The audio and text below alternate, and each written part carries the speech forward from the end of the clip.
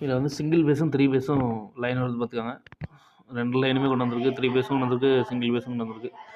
இது வந்து ஒரு ரோட்டரி மட்டும் ஃபிட் பண்ண டைம் இல்லை, அது மட்டும் நாளைக்கு வந்து ஃபிட் பண்ணலான்ட்டு வச்சுருக்கோம். மற்றபடி லைட் சிங்கிள் பேஸில் லைட்லாம் ஏறி விட்டாச்சு, லைன்லாம் மாட்டி லைட்லாம் ஏறி விட்டாச்சு. அதுலேயுமே கிரைண்டரு ஃப்ரீசரு அதுக்கெலாம் 3 பேஸ் கொண்டு போயிருக்கு.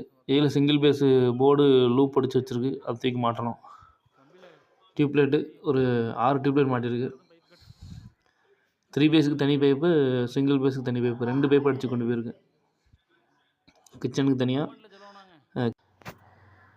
அந்த சைடு பாத்திரம் கழுவுற சைடு ஒன்று, இது ஒன்று. இது வந்து எஸ்எஸ்க்கு வந்து சிங்கிள் பேஸு, இது வந்து 3 பேஸு.